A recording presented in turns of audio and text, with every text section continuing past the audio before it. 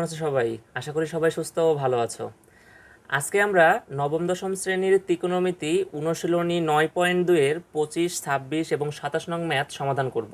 তাহলে চলো দেরি না করে ক্লাসের মূল অংশে যাওয়া যাক। তো প্রথমেই আমরা 25 নং ম্যাথটি সমাধান করব। তো 25 নং ম্যাথে কি বলা হয়েছে? সমাধান করো 2 sin square theta plus 3 cos theta minus 3 equal to 0। এখানে থিটা কি? সূক্ষ্মকোণ। তো থিটা সূক্ষ্মকোণ এটা একটি সত্য। এই সত্যটা আমাদের পরবর্তী সময় কাজে লাগবে, যখন আমরা অ্যান্সার করে ফেলবো। তারপরে আমাদের কোন অ্যান্সারগুলো গ্রহণযোগ্য হবে আর কোন অ্যান্সারগুলো গ্রহণযোগ্য হবে না সেটা জানার জন্য আমাদের সত্য লাগবে। তাছাড়া সত্যের কোনো কাজ নেই। তো প্রথমে আমরা এই মূল অংশ ধরে আমরা অঙ্ক সমাধান করব। তো মূল অংশে কি বলা হয়েছে? 2 sin square theta plus 3 cos theta minus 3 equal to 0। আমরা এটা লিখে নিয়েছি। তো এখন আমাদেরকে সূত্র প্রয়োগ করতে হবে। কেন? কারণ আমাদের লাগবে কি? থিটার মান। আর আমাদের যদি থিটার মানটা নিয়ে আসতে হয়, আমি পূর্বের ক্লাসে বলেছিলাম যে ভিন্ন রাশিগুলোকে একই রাশিতে পরিণত করতে হবে। যদি সিমিলার হয় রাশিগুলো, তাহলে কেবল আমরা থিটার মান পাবো। তো লক্ষ্য করে দেখো, এখানে সাইন থিটা আছে আর কস থিটা আছে। এখানে আমরা কোনটাকে পরিবর্তন করব? তো পূর্বের ক্লাসের অঙ্কগুলোতে যে কোনো একটা পরিবর্তন করলেই হয়েছে, কিন্তু এখানে লক্ষ্য করে দেখো, সাইন থেকে আমাকে হয় দুটাকে কস করতে হবে, নাহলে দুটাকে কি করতে হবে? সাইন করতে হবে। তো লক্ষ্য করে দেখো, আমাদের একটা সূত্র আছে, sine square theta plus cos square theta equal to 1। তার মানে কি? সাইন স্কোয়ার থিটাকে আমি কি করতে পারবো? কজ স্কোয়ার থিটা পরিণত করতে পারবো। আবার কজ স্কোয়ার থিটাকে সাইন স্কোয়ার থিটাতে পরিণত করতে পারবো। কিন্তু এখানে আমার সত্য কি দেওয়া আছে? সাইন স্কোয়ার হতে হবে, কজ স্কোয়ার হতে হবে। তো লক্ষ্য করে দেখো, এখানে সাইন স্কোয়ার আছে, কিন্তু এখানে কি কজ স্কোয়ার আছে? অবশ্যই নেই। তার মানে শুধুমাত্র আমাদেরকে সাইন স্কোয়ারটাই পরিবর্তন করা যাবে। আর সাইন স্কোয়ারটাকে পরিবর্তন করলে আমাদের কজে আসবে। কারণ কি? কজে পরিণত করার সূত্র একটাই আছে, মানে সাইন কজে পরিণত করার সূত্র একটাই আছে। তার মানে যেহেতু এখানে কজের পরি স্কোয়ার নাই, সেহেতু এটাকে কখনোই আমার সাইনে পরিণত করা সম্ভব না। এজন্য এই অঙ্কের ক্ষেত্রে আমাদের কি? সাইন স্কোয়ার থিটাকে পরিবর্তন করতে হবে। আশা করি তোমরা বিষয়টি ক্লিয়ার। তো সূত্র বসাও। এখন সাইন স্কোয়ার থিটার সমান তুমি কি লিখতে পারো? তাহলে সাইন স্কোয়ার থিটার পাশে রেখে দাও। Sine square theta equal to 1। এপাশে প্লাস কস স্কোয়ার থিটা ছিল, এপাশে গেলে কি হবে? Minus cos square theta. তাহলে আমি sine square theta equal to কি লিখতে পারি? 1 মাইনাস কস স্কোয়ার থিটা লিখতে পারি। তাহলে এখানে মান বসাও। তাহলে 2 sine square theta equal to কি লিখতে পারি আমরা? 1 minus cause square theta plus 3 cos theta minus 3 equal to 0। দেখো সবগুলো রাশি কি হয়ে গেছে? কজে পরিণত হয়ে গেছে। তার মানে এখন আমরা ক্যালকুলেশন করলে থিটার মান পাবো। বা তো এটা গুণ অবস্থায় আছে, গুণ করে দাও। 2 একে 2 minus 2 cos square theta plus 3 cos theta minus 3 equal to 0। তো দেখো, আমরা ঘাত অনুসারে সাজাবো। মানে এক কথায় আমরা কি জানি যে সর্বোচ্চ ঘাত থেকে আস্তে আস্তে সর্বনিম্ন ঘাতের দিকে যায়। তাহলে এখানে কজের সর্বোচ্চ ঘাত কত? স্কোয়ার আছে, তার মানে স্কোয়ারটা আগে হবে, তারপরে কজ হবে, তারপরে কি সংখ্যা হবে। তাহলে কি? Minus 2 cos square theta plus 3 cos theta, আর মাইনাস 3 থেকে প্লাস 2 বাদ দিলে কি থাকে? -1 থাকে, ইকুয়াল টু কি? 0। কেন এভাবে লিখলাম? কারণ আমরা জানি কি সবসময় সর্বোচ্চ ঘাত অনুসারে সাজা দিতে হয়। আর সর্বোচ্চ ঘাত কি? স্কোয়ার, তারপরে কি দেখো কসের পর কিছু নেই, মানে 1 আছে, তারপরে কি? কস নাই হয়ে গেছে, তার মানে 0। তো দেখো এখানে আমাদের মেন ঘাতে কি আছে? মাইনাস আছে। তো সর্বোচ্চ ঘাতে যদি মাইনাস থাকে, তাহলে মাইনাস কমন নিয়ে পরিবর্তন করে ফেলতে হয় চিহ্ন। তাহলে কি এখানে মাইনাস কমন যায়? আমরা কি জানি মাইনাস কমন নিলে চিহ্নের পরিবর্তন হয়ে যায়। তার মানে কি হবে? এখানে -2 কজ স্কোয়ার থিটা ছিল, তাহলে হয়ে যাবে কি? +2 কজ স্কোয়ার থিটা, প্লাস দেওয়া লাগে না। তারপরে এখানে এখানে প্লাস ছিল, তাহলে এখানে হয়ে যাবে কি? -3 কস থিটা। এখানে মাইনাস ছিল, তাহলে হয়ে যাবে কি? +1 ইকুয়াল টু 0। এখন দেখো এই ব্র্যাকেটের সঙ্গে এই মাইনাসটা কি অবস্থায় আছে? নিশ্চয়ই গুণ অবস্থায় আছে, বুঝতেই পারছো। তাহলে এপাশে গুণ থাকলে ওপাশে গেলে কি হবে? ভাগ হবে, মানে কি শূন্যের নিচে যাবে। তাহলে শূন্যের নিচে তুমি যাই দাও না কেন, অ্যান্সার কি হবে? 0 হবে। তার মানে আমার মাইনাসটা কি হয়ে যাচ্ছে? ওই পার গেলে ভ্যানিশ হয়ে যাচ্ছে। তাহলে 2 cos square theta minus 3 cos theta plus 1 equal to 0। তাহলে আমাদের এতটুকু পর্যন্ত কাজ শেষ। এবার দেখো তো ফরম্যাটটা কি? মিডল ফ্যাক্টর আকারে আছে, তার মানে আমাদেরকে মিডল ফ্যাক্টর করতে হবে। এখন মিডল ফ্যাক্টর করার নিয়ম আমি গত ক্লাসে কি বলেছিলাম? এই প্রথমকার রাশি আর লাস্টের রাশি, মানে এক কথায় প্রথম আর শেষটা গুণ করতে হবে, গুণ করে কি ক্যালকুলেশন করে আমার মাঝখানেটা নিয়ে আসতে হবে। কারণ কি আমাদের প্রশ্নেই বলেছে মিডল ফ্যাক্টর। মিডল মানে কি? মাঝখানে, তাই না? তার মানে অবশ্যই মিডল ফ্যাক্টর মানে কি? মাঝখানেরটাকে কাজ করতে হবে। তার মানে কি প্রথম আর শেষটা দিয়ে কি করতে হবে? মাঝখানেরটা আমাকে নিয়ে আসতে হবে। তাহলে প্রথমে কত আছে? 2, আর শেষে কত আছে? 1। তাহলে 2 কি কত হয়? 2। এবার 2 লসাগু করে আমাদের কি নিয়ে আসতে হবে? 3 নিয়ে আসতে হবে। তাহলে 2 কে কি হয়? 2। তাহলে পাইলাম কি? 1 আর কত 2 পেলাম না। এখন এই 1 আর 2 দ্বারা আমাকে মাঝখানে 3 নিয়ে আসতে হবে। তাহলে আমি 1 আর 2 দ্বারা কীভাবে 3 নিয়ে আসতে পারি, -1 আর -2 যদি লিখি আমরা, তাহলে কি হচ্ছে -3 হচ্ছে না। লক্ষ্য করে দেখো, -1 আর -2 এই দুটো সংখ্যা পরিবর্তন করা যাবে না, এই দুটো সংখ্যায় রাখতে হবে তোমাকে। -1 আর -2 তাহলে কত হয় -3। দেখো আমার মাঝখানে নিয়ে আসতে হবে কি -3। তার মানে আমার কিন্তু কাজটা অনেকটা কমপ্লিট। তাহলে ওইভাবে কাজ করো।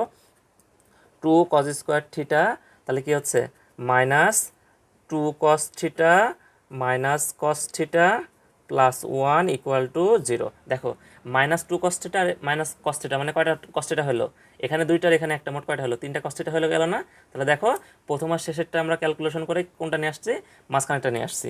এবার দেখো কমন যায়, তাহলে এখন কমন যায় কত, এখানে দেখো তো এই দুটার মধ্যে 2 cos থিটা কমন যায়। কেন 2 cos থিটা কমন গেল, কারণ কি এই অংশের মধ্যে 2 cos থিটা আছে, এই অংশের মধ্যেও 2 cos থিটা আছে, এই জন্য 2 cos থিটা কমন গেল। তাহলে কমন নেওয়া মানে কি, বাদ দেওয়া।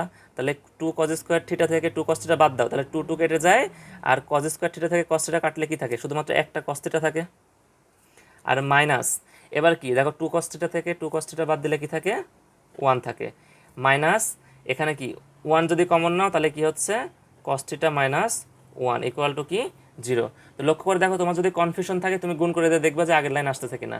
তাহলে মাইনাস দ্বারা যদি তুমি cos থিটা গুণ করো তাহলে কি হচ্ছে মাইনাস cos থিটা, আর মাইনাসে মাইনাসে কি হয় প্লাস 1। তাহলে দেখো আগের লাইন আমাদের ঠিক আছে। একটা কথা মনে রাখবা, মিডল ফ্যাক্টরের ক্ষেত্রে এই ব্র্যাকেটের মধ্যেও যা হবে এই ব্র্যাকেটের মধ্যেও তাই হবে। তাহলে তুমি এই ব্র্যাকেটে যা আছে ওই ব্র্যাকেটটা এই পাশে লিখে দিবা, দেওয়ার পর এখানে কত গুণ করতে হবে এটা তুমি মানে তাকাইলে তুমি বুঝতে পারবে আর কি। তো দেখো যেগুলো তুমি কমন নিয়েছো, অর্থাৎ ব্র্যাকেটের মধ্যে একবার নিতে হয় cos থিটা মাইনাস 1, ব্র্যাকেটের মধ্যে রাশি একবার নিতে হয়, আর ব্র্যাকেটের বাইরেরগুলো একবার নিতে হয়। তাহলে কি হচ্ছে 2 cos theta minus 1 equal to 0। তাহলে এখানে কি হচ্ছে, এখানে cos theta minus 1 equal to 0 একবার, আবার কি হচ্ছে 2 cos theta minus 1 equal to 0 হচ্ছে। ক্যালকুলেশন করো, 2 cos থিটা ইকুয়াল টু, এপাশে মাইনাস 1 পাশে গেলে কী হবে +1। তাহলে আমার শুধুমাত্র থিটার মান লাগবে, তার মানে এপাশেও cos নিয়ে আসতে হবে আমাদেরকে। তাহলে cos theta equal to cos কত ডিগ্রির মান 1। দেখো আমরা নির্ণয় করব, প্রথম থেকে দেখব cos আমাদের সরাসরি দেওয়া আছে, cos প্রথমে কোণ কত হয় 0 ডিগ্রি ইকুয়াল 1। দেখো প্রথমে পেয়ে গেছি আমরা cos 0 ডিগ্রি মান 1। তাহলে এখানে কি হবে cos 0 ডিগ্রি। তাহলে দেখো cos আর cos কি হয়, কেটে যায়, cos cos কেটে গেল, তাহলে কি থাকলো থিটা ইকুয়াল টু 0 ডিগ্রি। এপাশে আমরা ক্যালকুলেশন করব, তাহলে কি হচ্ছে এপাশে দেখো তো 2 cos থিটা ইকুয়াল টু, এখানে মাইনাস 1 পাশে গেলে কি হবে +1, বা cos থিটা ইকুয়াল টু, এখানে 2 গুণ অবস্থায় ছিল cos-এর সাথে, সমান সমান ওই পাশে গেলে কি হবে ভাগ হবে। কারণ আমরা কি জানি সমান সমানের ওই পাশে গেলে চিহ্ন কি পরিবর্তন হয়ে যায়, যোগ থাকলে বিয়োগ হয়, বিয়োগ থাকলে যোগ হয়, গুণ থাকলে ভাগ হয়, আর ভাগ থাকলে গুণ হয়। তো এখন দেখো আমাদের এই পাশেও কি আনতে হবে, cos আনতে হবে, তাহলে কেবল আমরা থিটার মান পাবো। তাহলে cos theta equal to cos কত ডিগ্রি মান হাফ। দেখো আগে আমি দেখাই দিই হাফ মানে কত, 1/2, 1/2 ইকুয়াল টু কত 0.5 না। তাহলে cos কত ডিগ্রির মান 0.5 আসবে, এই জিনিসটা আমাদেরকে দেখতে হবে। তাহলে cos প্রথম কোণ কত 0 ইকুয়াল কত হয় 1, পরে কোণ কি cos 30 ইকুয়াল কত হয় 0.86, এটা হলো না। তারপরে কি cos 45 আছে কত হয় 0.07, এটাও হাফ হলো না। এবার কি cos 60 ডিগ্রি কত আসলো 0.5। দেখো cos 60 ডিগ্রির মান কি হচ্ছে হাফ হচ্ছে। তাহলে cos আর cos কেটে যায়, অতএব থিটা ইকুয়াল টু কি 60 ডিগ্রি। ঠিক আছে, তাহলে সেটার মান কত পেলাম আমরা 60 ডিগ্রি পেলাম। এবার আসো সত্যে কি বলা হয়েছে সেই সত্য সম্পর্কে আমরা জানবো, অর্থাৎ সত্য থেকে আমরা বুঝবো যে কোন কোন মান আমাদের গ্রহণযোগ্য হবে আর কোন কোন মান আমাদের গ্রহণযোগ্য হবে না। তো লক্ষ্য করে দেখো এখানে সত্যে কি বলেছে, থিটা হচ্ছে সূক্ষ্মকোণ। তো আমাদেরকে জানতে হবে সূক্ষ্মকোণটা কি জিনিস। তো যদিও বা আমি গত ক্লাসে বলেছিলাম, তারপর আমি বলে দিচ্ছি 90 ডিগ্রি অপেক্ষা ছোট কোণকে সূক্ষ্মকোণ বলে। কারণ দেখো সূক্ষ্ম মানে ছোট, কোণ বলতে 90 ডিগ্রি বোঝায়, এক সমকোণ বা 90 ডিগ্রি বোঝায়। তাহলে কি যেহেতু সূক্ষ্ম মানে ছোট আর কোণ মানে 90 ডিগ্রি বোঝাচ্ছে, সেহেতু কি হবে 90 ডিগ্রি অপেক্ষা ছোট কোণকে এক সমকোণ 90 ডিগ্রি অপেক্ষা ছোট কোণকে সূক্ষ্মকোণ বলে। তাহলে 90 ডিগ্রি থেকে ছোট কোণ হতে হবে। আবার এখানে একটা বিষয় আছে, দেখো কোণ শুরু কোথায় হয়, 1 ডিগ্রি থেকে কোণ শুরু হয়, 0 ডিগ্রি কিন্তু কোনো কোণ না। 0 মানে কি ওখানে কোনো কোণই নাই। তার মানে কি অবশ্যই 90 ডিগ্রি থেকে ছোট হতে হবে, কিন্তু 1 থেকে শুরু হবে। তার মানে 0 ডিগ্রি আমাদের কি গ্রহণযোগ্য হচ্ছে সূক্ষ্মকোণ অনুসারে? অবশ্যই গ্রহণযোগ্য হচ্ছে না, কারণ শূন্য কোনো কোণ না, এজন্য এটা কি হবে না, গ্রহণযোগ্য হবে না। কেন গ্রহণযোগ্য হবে না তোমরা বুঝতে পেরেছো আশা করি, কারণ আমরা কি জানি সূক্ষ্মকোণ মানে 90 ডিগ্রি অপেক্ষা ছোট কোণ, কিন্তু কোণ বলতে 1 ডিগ্রি থেকে বোঝায়, কারণ শূন্য হলে তো এটা কোনো কোণ না, শূন্যের তো কোনো ভ্যালু নাই বা কোনো মান নাই। ঠিক আছে, তাহলে এখানে অ্যান্সার হবে কি থিটা ইকুয়াল টু 60 ডিগ্রি, এটাই হবে আমাদের কাঙ্ক্ষিত অ্যান্সার। আশা করি তোমরা বিষয়টি বুঝতে পেরেছো। এবার আসো আমরা পরবর্তী ম্যাথটি সমাধান করব। পরবর্তী ম্যাথটি কি বলা হয়েছে লক্ষ্য করে দেখো, সমাধান করো tan square theta minus 1 plus √3 into tan theta plus √3 equal to 0। এই ম্যাথটি আমরা সমাধান করব এবার। তো দেখো এখানে আমাদের দেওয়া আছে কি tan square theta minus 1 plus √3 into tan theta plus √3 equal to 0। তো লক্ষ্য করে দেখো এখানেও আমাদের কি থিটার মান নির্ণয় করতে হবে, যদিও বা এখানে থিটার মান নির্ণয় করার কথা কোনোভাবে উল্লেখ করেনি, তারপরও যেহেতু একটা রাশি দেওয়া আছে সেহেতু আমাদেরকে কোনটাই নির্ণয় করতে হবে। তো দেখো এখানে আমরা কি জানি যে থিটার মান কখন নির্ণয় হয়, যখন প্রত্যেকটা রাশি সিমিলার হয়, মানে একই রকম হয়। তো এখানে অলরেডি দেখো 10 10 সব কিছু একই রকমই আছে, তার মানে এখানে আমাদেরকে সূত্র প্রয়োগ করে পরিবর্তন করার কোনো প্রয়োজন নেই। তো আমরা এখানে কি করব, জাস্ট ক্যালকুলেশন করব। তো দেখো টেন স্কোয়ার থিটা মাইনাস, এখানে টেন থিটা কি গুণ অবস্থায় আছে না, তাহলে গুণ করে দাও। তাহলে টেন থিটা দ্বারা 1কে গুণ করলে কি থাকে, টেন থিটাই থাকে, প্লাস √3কে টেন থিটা দ্বারা গুণ করলে কি থাকে, √3 টেন থিটা, আর প্লাস কি √3 ইকুয়াল টু 0। তাহলে টেন স্কোয়ার থিটা, এবার মাইনাস এখানে কমন আছে মানে কি হবে, চিহ্নের পরিবর্তন হয়ে যাবে ব্র্যাকেটের মধ্যে। তাহলে কি এখানে কি হবে, প্লাস টেন থিটা ছিল, তাহলে হয়ে যাবে কি মাইনাস টেন থিটা, আর প্লাস √3 টেন থিটা ছিল, তাহলে হয়ে যাবে কি মাইনাস √3 টেন থিটা, আর এখানে বাইরে কি প্লাস √3 ছিল, প্লাস √3 ইকুয়াল টু 0। এবার দেখো তো কমন যায় না এই দুইটা অংশের মধ্যে, কমন কি যায়, টেন থিটা কমন যায়, কারণ কি টেন থিটা এটাতেও আছে এটাতেও আছে, তাহলে কমন না মানে বাদ দেওয়া, তাহলে টেন স্কোয়ার থেকে 10 বাদ দিলে কি থাকে, একটা 10 থাকে tan theta, minus tan theta থেকে টেন থিটা বাদ দিলে কি থাকে 1 থাকে। এখানে মাইনাস কি কমন যাবে বলো তো, তার আগে দেখো আমি আগেই বলেছিলাম মিডল ফ্যাক্টরের পরে কমন নেওয়ার ক্ষেত্রে এই ব্র্যাকেটের মধ্যেও যা হবে এই পাশের ব্র্যাকেটের মধ্যেও তাই হবে, তার মানে তোমার দুই ব্র্যাকেট একই রকম হবে, যেহেতু তুমি আগে ব্র্যাকেটেরটা লিখে নাও। এখন এখানে তুমি ভাবো কত দিয়ে গুণ করলে এই মানটা পাবো, তাহলে বোঝাই যাচ্ছে এখানে যদি আমি √3 দ্বারা গুণ করি তাহলে √3 টেন থিটা হয়ে যাচ্ছে না, আর মাইনাসে মাইনাসে প্লাস কি হচ্ছে, √3 দ্বারা অনেক গুণ করলে √3 থাকতেছে। আশা করি তোমরা বিষয়টি বুঝতে পেরেছো। তাহলে এবার দেখো টেন থিটা মাইনাস 1 ব্র্যাকেটগুলো একবার নিতে হয়, আর ব্র্যাকেট ব্যতীত একবার নিতে হয়, মাইনাস √3 ইকুয়াল টু কি 0। দেখো আমরা দুইটা মান পেয়ে গেছি। এবার এখানে টেন থিটা মাইনাস 1 ইকুয়াল 0 একবার, আর কি tan theta minus √3 equal to 0 একবার। বাহ, তাহলে টেন থিটা এ পাশে ছিল কি -1, ও পাশে গেলে কি হবে +1। বাহ, টেন থিটা, তাহলে টেন কত ডিগ্রির মান +1, দেখো আমরা এভাবে আগের মতোভাবে ক্যালকুলেশন করব। দেখো টেন সরাসরি দেওয়া আছে, তাহলে টেন প্রথমে 0 দিয়ে পরীক্ষা করব, 0 ডিগ্রি মান 0, তাহলে হলো না, কারণ আমাদেরকে কি নিয়ে আসতে হবে 1 নিয়ে আসতে হবে। তাহলে এবার কি টেন পরের কোণ কত 30 ডিগ্রি, কত হয় পয়েন্টে আসছে মানে 1 না, এবার কত টেন 45 ডিগ্রি 1, দেখো টেন 45 ডিগ্রির মান 1, তাহলে টেন 45 ডিগ্রি, অর্থাৎ টেন টেন কী হয় কেটে যায়, অতএব থিটা ইকুয়াল টু কী পাই আমরা 45 ডিগ্রি পাচ্ছি। এবার আসে এই অংশে টেন থিটা ইকুয়াল টু -√3, ওপাশে গেলে কী হবে +√3, বা tan theta equal to ten কত ডিগ্রির মান √3। তার আগে আমরা করব কি √3টাকে ভেঙে নিব, কারণ আমাদের ক্যালকুলেটারে পয়েন্টে মান আসবে। তাহলে √3 ইকুয়াল টু কী পাই আমরা 1.73, তারপর যে কোণের মান 1.73 আসবে ওটাই হবে আমাদের মান।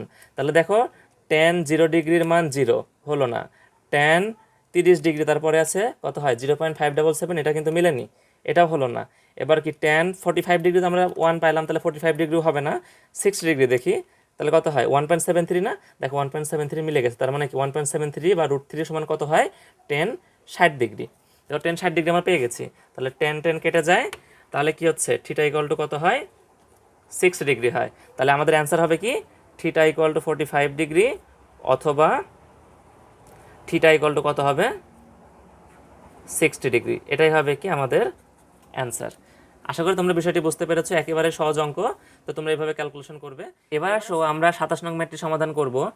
তো 27 নং ম্যাথে কী বলা হয়েছে দেখো, মান নির্ণয় করো 3 cot square 60 degree plus 1/4 cosec square 30 degree plus 5 sine square 45 degree minus 4 cos square 6 degree. তো তোমরা একটু চিন্তা করলে বুঝতে পারবে যে তোমরা এই অধ্যায়ের 8, 9, 10, 11 ম্যাথ যেভাবে সমাধান করেছিলে সেই একই নিয়মে আমাদেরকে সমাধান করতে হবে। জাস্ট এই কোণের মানগুলো আমরা বসিয়ে দিয়ে ক্যালকুলেশন করলে আমাদের কাঙ্ক্ষিত অ্যান্সার আমরা পেয়ে যাব। তো কোণের মান তোমরা কিভাবে নির্ণয় করবে? তো কোণের মানগুলো যেহেতু মুখস্থ করে রাখা একটু টাফ, সেহেতু আমি তোমাদেরকে একটি ক্লাস নিয়েছিলাম। সেই ক্লাসে আমি বলেছিলাম যে কিভাবে তোমরা শুধুমাত্র 5 সেকেন্ডের মধ্যে ক্যালকুলেটরের সাহায্যে যে কোনো কোণের মান অর্থাৎ সাইন, কস, টেন, কট, সেক, কোসেক এর যে কোনো কোণের মান তোমরা খুব সহজেই নির্ণয় করতে পারো সেই বিষয়ে আলোচনা করেছিলাম। তো যারা ওই ক্লাসটি মিস করে গেছো তারা এই ভিডিওর ডিসক্রিপশন বক্সে দেওয়া লিঙ্ক থেকে অথবা এই ভিডিওর ইন্ড স্ক্রিন থেকে অবশ্যই ক্লাসটি করে আসবে। আমি জাস্ট এই ক্লাসে তোমাদেরকে একটি কোণের মান নির্ণয় করে দেখাবো আর বাকি মানগুলো আমি জাস্ট বসিয়ে দিব। তো চলো দেরি না করে এই অঙ্কটি সমাধান করে ফেলি। তো দেখো এখানে আমরা সমাধান করব 3 ইন্টু কট 60 ডিগ্রি। তো আমাদের ক্যালকুলেটারে দেখো কট অপশনটা নাই, তার মানে আমাদেরকে কী করতে হবে? সেই 9.1 সূত্র আমাদেরকে অ্যাপ্লাই করতে হবে। কট 60 ডিগ্রি ইকুয়াল টু 1/10 60 ডিগ্রি। কেন? কারণ কট থিটা ইকুয়াল টু 1/10 থিটা। তাহলে কী পাই আমরা? কট থিটা ইকুয়াল টু 1/10 থিটা। তাহলে যেহেতু কট 60 ডিগ্রি বলেছে সেহেতু আমরা কী লিখতে হবে? 1/10 60 ডিগ্রি। তো দেখো 10 60 ডিগ্রির মান বের করে যদি আমরা ক্যালকুলেশন করি তাহলে কি কট 60 ডিগ্রির মান পেয়ে যাব। দেখো আমাদের ক্যালকুলেটারে 10 অপশনটি আছে, তার মানে আমরা এটা নির্ণয় করব। তো 10 60 ইকুয়াল, তারপরে কি করতে হবে? আমাদেরকে এক্স স্কোয়ার করতে হবে equal AB divide by C. তাহলে কি মান আসলো? দেখো আমাদের মান আসলো কি 3 আসলো। লাস্ট স্টেপ কি? রুট করা। তাহলে কি √3। তাহলে দেখো এখানে কি আসলো 1/10 60 ডিগ্রির মান কি হলো? √3। তাহলে আমি পাইলাম কি cos 60 ডিগ্রির মান 1/√3। তাহলে এখানে মান বসাই দাও 1/√3। এর উপরে কি হবে? স্কোয়ার হবে। কেন এর উপরে স্কোয়ার হবে? কারণ এখানে কি দেওয়া আছে? কট স্কোয়ার দেওয়া আছে, তার মানে এখানে কি হবে? কট স্কোয়ারের জন্য এখানে এর উপরে কি স্কোয়ার হবে, মানের উপরে স্কোয়ার হবে। এবার কি 1/4। তো এবার আমাদেরকে কোসেক স্কোয়ার 30 ডিগ্রির মান বসাতে হবে। তো কোসেক স্কোয়ার 30 ডিগ্রির তো মান হয় না, কোসেক 30 ডিগ্রির মান হয়। তো কোসেক 30 ডিগ্রির মান আমরা বসাবো, তারপরে কি যেহেতু এখানে স্কোয়ার আছে আমরা স্কোয়ার করে দিলে আমাদের মান হয়ে যাবে। তো কোসেক 30 ডিগ্রির মান কত? 2। আমি বলেছি একটা আমি দেখিয়ে দিয়েছি, একই নিয়মে তোমরা করবে। তো আমি বলেছি যেহেতু তোমাদের জন্য আমি আলাদাভাবে একটা ক্লাস নিয়েছি কিভাবে ক্যালকুলেটরের সাহায্যে মান বের করবে। তো ওই ক্লাসটি করে আসলে তোমরা প্রত্যেকটি মান নিজে নিজে বের করে ফেলতে পারবে। তারপরে আমি একটা মান দেখিয়েছি, এখন জাস্ট আমি মান বসিয়ে দেবো। তো 2 কোসেক স্কোয়ার, তার মানে এর উপরে কী হবে? স্কোয়ার হবে প্লাস 5 ইন্টু, এবার কি সাইন 45 ডিগ্রির মান বসাতে হবে আমাদেরকে। সাইন 45 ডিগ্রির মান কি? 1/√2। আর সাইন স্কোয়ার আছে, তার মানে এর উপরে কী হবে? স্কোয়ার হবে -4 ইন্টু cos 60 ডিগ্রির মান কত? cos 60 ডিগ্রির মান হচ্ছে হাফ। তাহলে যেহেতু cos স্কোয়ার আছে, তার মানে কি এর উপরে কী হবে? একটা স্কোয়ার হবে। তাহলে 3 ইন্টু 1-এর উপর স্কোয়ার করলে কি হয়? 1, আর √3-এর উপর স্কোয়ার করলে কি হয়? স্কোয়ার রুট কেটে যায়, তাহলে কি থাকে? 3 থাকে প্লাস 1/4 ইন্টু 2-এর উপর স্কোয়ার করলে কত হয়? 4 প্লাস এখানে 5 থাকলো ইন্টু 1-এর উপর স্কোয়ার করলে কি হয়? 1, আর √2-এর উপর স্কোয়ার করলে কি হয়? স্কোয়ার রুট কেটে যায়, তাহলে কি থাকে? 2 থাকে। এবার কি -4 ইন্টু 1-এর উপর স্কোয়ার করলে কি হয়? 1, আর 2-এর উপর স্কোয়ার করলে কি হয়? 4 হয়। এবার দেখো উপরে নিচে 3 কাটে, তাহলে কি থাকে? এখানে 1 থাকে, তারপরে প্লাস আছে। তারপর দেখো উপরে নিচে কাটে 4, তাহলে কি থাকে? 1 থাকে প্লাস। এবার দেখো তো উপরে নিচে কাটাকাটি না গেলে কি হয়? উপরে উপরে গুণ হয়, নিচে নিচে গুণ হয়। তাহলে 5-এর নিচে 1 আছে, আর 5টা উপরে 1-এর সাথে গুণ আছে, তাহলে উপরে 5 নিচে কত? 2 মাইনাস 4 কেটে গেলে কি থাকে? 1 থাকে। এবার দেখো তো প্লাস একটা 1 মাইনাস একটা 1 কেটে গেল, তাহলে কি থাকলো? 1 + 5/2। লসাগু হয় কত? 2। লসাগু করার নিয়ম আমি শিখিয়েছিলাম এর আগে। হর দ্বারা হরকে ভাগ করতে হয়, ভাগ করার পরে যে মানটা পায় ওটা লবের সাথে গুণ করতে হয়। তাহলে এর নিচে কিছু না, মানে কত আছে? 1 আছে। তাহলে 1 দ্বারা 2 ভাগ করলে 2ই থাকে, 2 দ্বারা লবের গুণ মানে উপরেরটাকে গুণ, তাহলে কত হয়? 2ই থাকে প্লাস। এবার 2 দ্বারা 2কে ভাগ করলে 1 থাকে, 1 দ্বারা উপরে 5 গুণ করলে 5 থাকে, তাহলে কি আসলো? 7/2। এটাই আমাদের অ্যান্সার। তো দেখো খুব সহজেই তোমরা অল্প সময়ের মধ্যে জাস্ট মানগুলো বসে ক্যালকুলেশন করে অ্যান্সারগুলো করে ফেলতে পারো। তো আশা করি ভিডিওটি তোমাদের অনেক উপকারে আসবে। তাহলে আজকে এই পর্যন্তই, দেখা হবে পরবর্তী ক্লাসে। ততক্ষণ সুস্থ থেকো, ভালো থেকো, ইজি ক্লাসরুম ভিডিওর সাথে থেকো। আল্লাহ হাফেজ।